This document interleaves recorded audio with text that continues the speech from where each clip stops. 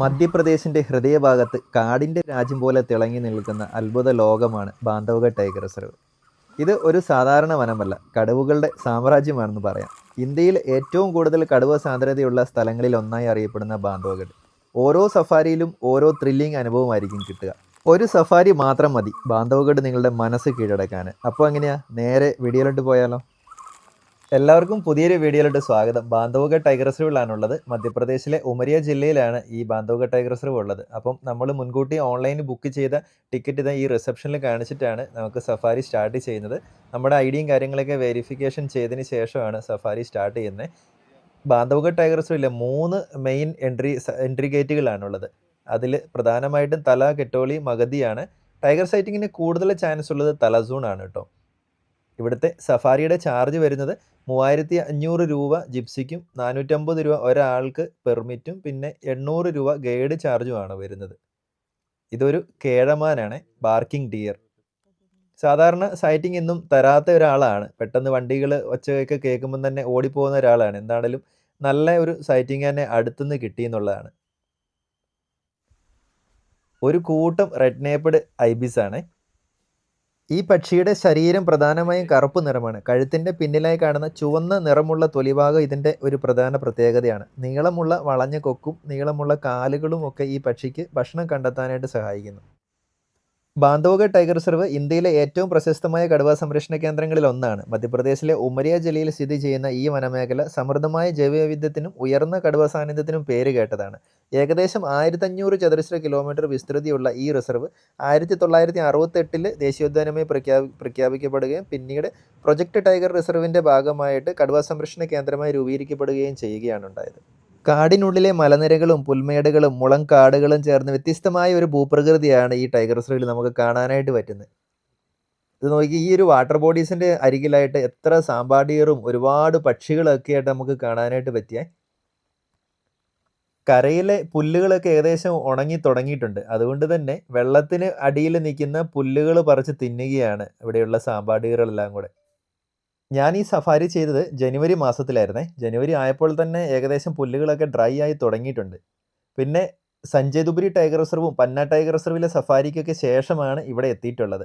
ഈ 2 സഫാരിയിലെ വീഡിയോസും നമ്മുടെ ചാനലിൽ കിടപ്പുണ്ട്. താല്പര്യമുള്ളവർ കയറി കണ്ട് സപ്പോർട്ട് ചെയ്യണേ. ഇനിയിപ്പോൾ ഈ ബാന്ധവഗഡിൽ നിന്ന് പോകുന്നതെന്ന് പറഞ്ഞാൽ കന്ന ടൈഗർ റിസർവും പെഞ്ച് ടൈഗർ റിസർവിലോട്ടുമാണ് പോകുന്നത്. അതിൻ്റെ എല്ലാം വീഡിയോ വഴിയെ നമ്മുടെ ചാനലിൽ വരുന്നതായിരിക്കും. നല്ല ഭംഗിയുള്ളൊരു സ്ഥലം തന്നെയായിരുന്നു. സാമ്പാടിയറിൻ്റെ മുകളിലൊരു ഇന്ത്യൻ പോണ്ട് ഹെറോൺ ഇരിക്കുന്നത് നോക്ക്. ഇതാ ഇവിടെ ഒരാൾ മീൻ പിടിക്കാൻ നോക്കിയെങ്കിലും ആൾക്ക് കിട്ടിയില്ല. Common kingfisher. ഒരുപാട് പക്ഷികളെയും മൃഗങ്ങളെയൊക്കെ ഈ ഒരു ഭാഗത്തു നിന്നിട്ട് കാണാനായിട്ട് പറ്റി. ഇത് നോക്കി, ഒരു കൂട്ടം സാമ്പാടിയർ കാടിനുള്ളിൽ നിന്ന് ഇറങ്ങി വരുന്നുണ്ട്. അതിൻ്റെ തൊട്ടിപ്പുറയായിട്ട് കണ്ട ഒരു ബാർക്കിംഗ് ഡിയർ പുല്ല് മേയുന്നുണ്ട്. അങ്ങനെ ഒരുപാട് പക്ഷികളും എല്ലാം നിറഞ്ഞ ഒരു സ്ഥലമായിരുന്നത്. പുല്ലുകളുടെ വലിപ്പം നോക്കിക്ക്, ഒരു മാനിനെ നമുക്ക് സൂക്ഷിച്ച് നോക്കിയാലേ കാണാനായിട്ട് പറ്റുള്ളൂ. അതിൻ്റെ കൊമ്പ് അത്ര ഉയർന്നു നിൽക്കുന്നതുകൊണ്ടാണ് കാണാൻ പറ്റിയത്. ഈ മയിലിൻ്റെ ആ ഒരു പച്ചക്കളറിൻ്റെ ഒരു പ്രത്യേകത നോക്കിയേ, നല്ല രസമില്ലേ കാണാനായിട്ട്. White throated kingfisher, yellow footed green pigeon. കൂടുതലും പച്ച നിറമാണ്. ചിറകുകളിൽ മഞ്ഞ കലർന്ന പച്ച നിറവും നെഞ്ചിലും വയറിലും അല്പം മഞ്ഞ നിറവും കാണാം. കാലുകൾക്ക് വ്യക്തമായ മഞ്ഞ നിറമുള്ളത് കൊണ്ടാണ് ഈ പക്ഷിക്ക് യെല്ലോ ഫൂട്ടഡ് എന്ന പേര് ലഭിച്ചത്. കാടിനുള്ളിലൂടെ ഏത് സഫാരിക്ക് പോയാലും കടുവയാണല്ലോ എല്ലാവരും ഫോക്കസ് ചെയ്യുന്നത്. അതുതന്നെയാണ് എല്ലാവരും നോക്കി നടക്കുന്നത്. ലെസർ അഡ്ജുറ്റന്റ് സ്റ്റോക്ക്, വലിയ ശരീര വലിപ്പമുള്ളതും അപൂർവമായി കാണപ്പെടുന്നതുമായ ഒരു കൊക്കുവർഗ പക്ഷിയാണിത്. ശരീരം പ്രധാനമായും കറുപ്പും വെളുപ്പും നിറങ്ങളിലാണ്. വലിയ വലിപ്പം ഉള്ളതിനാൽ തന്നെ ഈ പക്ഷിയെ നമുക്ക് ദൂരത്തുനിന്ന് തിരിച്ചറിയാനായിട്ടും കഴിയും. കാടിൻ്റെ ശുചിത്വം നിലനിർത്തുന്നതിൽ പ്രധാന പങ്കാണ് ഈ കഴുകന്മാർ വഹിക്കുന്നത്.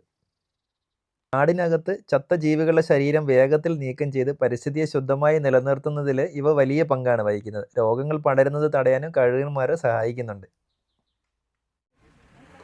ഏകദേശം 1 മണിക്കൂറത്തെ സഫാരിക്ക് ശേഷം ടൈഗറിനെ സ്പോട്ട് ചെയ്തിരിക്കുകയാണ്. കാടിൻ്റെ ഉള്ളിലൂടെ നടന്നു പോകുന്നതായിട്ടാണ് കാണാനായിട്ട് പറ്റിയത്. കാടിൻ്റെ കുറച്ച് ഉള്ളിലൂടെ ആയതുകൊണ്ട് തന്നെ മൂവ്മെൻറ്റ് മാത്രമേ കിട്ടിയുള്ളൂ. വളരെ ക്ലിയർ ആയിട്ടുള്ള വിഷ്വൽസ് കാണാനായിട്ട് പറ്റിയില്ല. തൊട്ടടുത്തൂടെയൊക്കെയാണ് കാര്യം പറഞ്ഞാൽ ആൾ പോകുന്നത്. ഇതൊരു മെയിൽ ടൈഗറാണ്, സബഡൽട്ട് ആയിട്ടുള്ള ഒരു മെയിൽ ടൈഗറാണ്. കുറച്ച് കൂടുതൽ നേരം വെയിറ്റ് ചെയ്തതിന് ശേഷം ഇതാ നോക്ക്, ആളവിടെ ഇരുന്ന് വായിക്കോട്ടെ വിടുന്നേ. എന്താ മോനെ ഭംഗി. കാടിൻ്റെ കുറച്ച് ഉള്ളിലാണ്. നമുക്ക് ദൂരം കാര്യം പറഞ്ഞാൽ ഇത്രയേ ഉള്ളൂ. തൊട്ടടുത്തെന്ന് പറയാം. 50 മീറ്റർ 100 മീറ്റർ പോലും ഇല്ല. തൊട്ടടുത്തെന്ന് തന്നെ പറയാം. പക്ഷെ ഈ 1, 2 കുറ്റിക്കാടുകളില്ലായിരുന്നെങ്കിൽ നല്ല കിടിലൻ വിഷ്വൽസ് നമുക്ക് കിട്ടിയേനെ. ഇതുപോലെ കാടിനുള്ളിലൂടെ സഫാരിക്കൊക്കെ പോകുമ്പോൾ മാക്സിമം നമ്മൾ സൗണ്ട് ഇല്ലാണ്ട് വേണം ഇരിക്കാനായിട്ട്. ഇവിടെ ഒരു കടുവേനെ കണ്ടു കഴിഞ്ഞാൽ എന്തൊരു ഒച്ചപ്പാടും ബഹളമാണെന്ന് ചോദിച്ചാൽ അതുകൊണ്ടൊക്കെ തന്നെ ആയിരിക്കും ഇപ്പോൾ ടൈഗർ റിസർവുകളിൽ മധ്യപ്രദേശിൽ ഞാൻ പോയ ടൈഗർ റിസർവുകളെല്ലാം തന്നെ മൊബൈൽ ബാൻ ചെയ്തിട്ടാണ് ഉള്ളത്. നല്ല ഫൈനും ഈടാക്കുന്നുണ്ട്. കാരണം മറ്റൊന്നുമല്ല, എല്ലാവരും ടൈഗറിനെ കണ്ടു കഴിഞ്ഞാലും ഫോണും ഒക്കെ എടുത്ത് ഫ്ലാഷൊക്കെ ഓണാക്കി ആൾക്കാരെ വിളിച്ചു പറയുന്നു, ലൈവ് ഇടുന്നു. അങ്ങനെയൊക്കെ ഉള്ളതിനാലായിരിക്കും മൊബൈൽ ബാൻ ചെയ്ത്. ഒരു കണക്കിന് നന്നായി എന്ന് വേണമെങ്കിൽ പറയാം. ഏകദേശം ഒരു മണിക്കൂറോളം കടുവ അവിടെ ഇരുന്നു എന്നുള്ളതായിരുന്നു. എല്ലാ വണ്ടികൾക്കും സൈറ്റിങ് കിട്ടിയെന്നുള്ളതാണ്. കടുവ ഇവിടെ നിന്ന് എഴുന്നേറ്റ് റോഡ് ക്രോസ് ചെയ്യാൻ ചാൻസ് ഉള്ളതുകൊണ്ടാണ് എല്ലാ വണ്ടികളും ഇവിടെ വെയിറ്റ് ചെയ്ത് നിൽക്കുന്നത്. ഇതൊരു സബ് അഡൽട്ട് ആണെന്ന് പറഞ്ഞല്ലോ. ഇതിനോടൊപ്പം തന്നെ ഒരു മെയിൽ സബ് അഡൽട്ടും പിന്നെ അമ്മ ടൈഗറുമാണ് സാധാരണയായിട്ട് സൈറ്റിംഗ് ഇവിടെ കൊടുക്കാറുള്ളത്.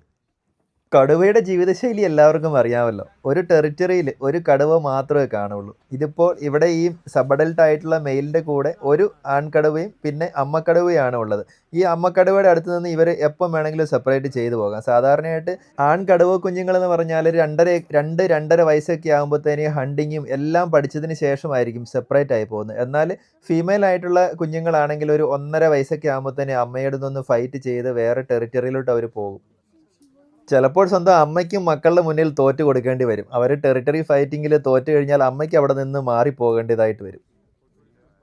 അങ്ങനെ ഫൈനലി ഇതാ ആള് എണീറ്റിരിക്കുകയാണ്. എന്താ ഭംഗിയല്ലേ. ആൾക്ക് ഇത്ര വലിപ്പമുണ്ടെന്ന് മനസ്സിലായില്ലായിരുന്നു.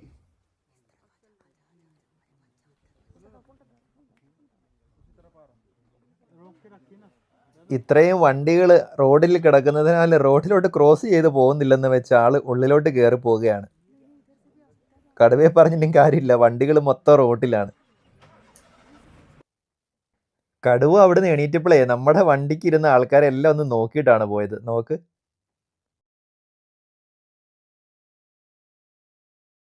മധ്യപ്രദേശിലെ എല്ലാ ടൈഗർ റിസർവുകളിലും തന്നെ ഇതുപോലെ സെൻട്രൽ പോയിന്റ് ഉണ്ടാക്കി വെച്ചിട്ടുണ്ട്. സഫാരിക്കിടെ നമുക്ക് ചായയോ എന്തെങ്കിലും കഴിക്കാനൊക്കെ ആയിട്ട് ഇവിടെ ഒരു സെൻട്രൽ പോയിന്റ് ഉണ്ട്. അവിടെ നിന്ന് നമ്മൾ കൊണ്ടുവന്ന ഭക്ഷണമോ അല്ലെങ്കിൽ ഇവിടെ നിന്ന് മേടിച്ച് നമുക്ക് കഴിക്കാവുന്നതാണ്.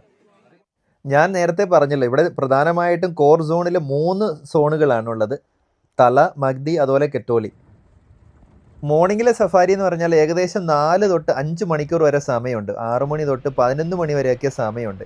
ഈവനിങ്ങിലെ സഫാരി ആണെങ്കിൽ നമുക്ക് വരുന്നാൽ 3 അല്ലെങ്കിൽ 3.5 മണിക്കൂർ മാത്രമേ സഫാരി ഉണ്ടാവുള്ളൂ. അതുകൊണ്ട് മോർണിംഗ് സഫാരി ആയിരിക്കും എപ്പോഴും ബെറ്റർ ആയിട്ട് വരിക. പിന്നെ സൈറ്റിങ് ലക്കാണല്ലോ. എന്നാലും ബാന്ധവഗഡിൽ വന്നു കഴിഞ്ഞാൽ ടൈഗർ സൈറ്റിങ് കാണാനുള്ള ചാൻസ് വളരെ കൂടുതലാണ് കേട്ടോ. ഒരു 3 സഫാരിയൊക്കെ എടുത്തു കഴിഞ്ഞാൽ എന്താണേലും നമുക്ക് 1 അല്ലെങ്കിൽ 2 സഫാരിയിൽ ടൈഗറെ കാണാനായിട്ട് പറ്റും. ടൈഗർ സൈറ്റിംഗ് ഫോക്കസ് ചെയ്ത് മാത്രം വരുന്നവരാണെങ്കിൽ ഏപ്രിൽ മെയ് മാസങ്ങളിൽ വന്നു കഴിഞ്ഞാൽ തീർച്ചയായിട്ടും എല്ലാ സഫാരിയിലും തന്നെ ടൈഗറെ കിട്ടാനുള്ള ചാൻസ് വളരെ കൂടുതലാണ്. പക്ഷേ കാടിൻ്റെ ഈ ഒരു പച്ചപ്പും ഇങ്ങനെ ഒരു ഭംഗി ഉണ്ടാവില്ലെന്നേ ഉള്ളൂ. വെള്ളത്തിൽ നിന്നുകൊണ്ട് പുല്ല് തിന്നുകൊണ്ടിരുന്ന എല്ലാ മ്ലാവുകളും കയറി അങ്ങ് ദൂരെയായിട്ട് നല്ല അലാം കോളായിരുന്നു ഉണ്ടായിരുന്നത്. സാമ്പാഡിയറിൻ്റെ അലാം കോളും പിന്നെ ഒരു കാട്ടുകോഴിയുടെ അലാം കോളും ഉള്ളതിനാൽ തീർച്ചയായിട്ടും ടൈഗറിൻ്റെ മൂവ്മെൻറ്റ് അവിടെ ഉണ്ടെന്നുള്ളത് ഉറപ്പായിരുന്നു.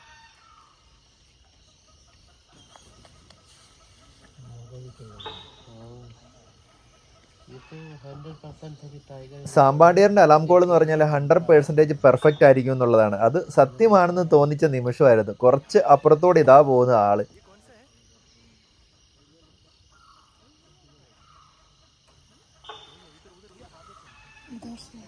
നല്ല ദൂരത്തിലായിരുന്നു. അതിനുശേഷം ടൈഗർ ഏത് സൈഡിലോട്ടാണ് മൂവ്മെൻറ്റ് ചെയ്തതെന്ന് ആർക്കും മനസ്സിലാക്കാനായിട്ട് പറ്റിയില്ല. എന്താണെങ്കിലും നമ്മുടെ സഫാരി ഇവിടെ ഇതാ അവസാനിച്ചിരിക്കുകയാണ്. ഇവിടുത്തെ സഫാരി ബുക്ക് ചെയ്യാനായിട്ട് forest.mb.online.government.in എന്ന് പറഞ്ഞ സൈറ്റിൽ കയറി കഴിഞ്ഞാൽ ബുക്ക് ചെയ്യാനായിട്ട് പറ്റും. ഈ സഫാരിയുടെ തൊട്ടടുത്ത് തന്നെ ഒരു ഹോം സ്റ്റേയിലായിരുന്നു ഞാൻ ബുക്ക് ചെയ്തിരുന്നത് റൂം. അടിപൊളി ഒരു റൂമും കാര്യങ്ങളൊക്കെ ആയിരുന്നു. ബാത്റൂം ആണെങ്കിലും റൂം ആണെങ്കിലും നല്ല നീറ്റ് ആൻഡ് ക്ലീൻ ആയിരുന്നു. ഇവിടുത്തെ ഭക്ഷണം ആണെങ്കിലും നല്ലതായിരുന്നു. പിന്നെയെന്ന് പറഞ്ഞാൽ നമുക്ക് ഇവിടുന്ന് നടന്നു പോയി സഫാരിക്ക് എത്തിപ്പെടാനായിട്ട് പറ്റുമെന്നുള്ളതായിരുന്നു ഇവിടുത്തെ പ്രത്യേകത. ഇതിൻ്റെ നമ്പർ ഞാൻ ഡിസ്ക്രിപ്ഷനിൽ കൊടുക്കുന്നതായിരിക്കും. നാട്ടിൽ നിന്നും ബാന്ധവഗഡ് ടൈഗർ റിസർവിൽ എത്തിപ്പെടാനായിട്ട് നിയറസ്റ്റ് റെയിൽവേ സ്റ്റേഷൻ വരുന്നത് ഉമരിയ, കട്നി, ജബൽപൂർ. എയർപോർട്ട് ആണെങ്കിൽ നാഗ്പൂർ അല്ലെങ്കിൽ ജബൽപൂർ. അപ്പോൾ വീഡിയോ ഇഷ്ടപ്പെട്ടാൽ ലൈക്ക് ചെയ്യാനും സബ്സ്ക്രൈബ് ചെയ്യാനും മറക്കരുത്. അടുത്തൊരു വീഡിയോ ആയിട്ട് വരുന്നിടം വരെ ബൈ ബൈ.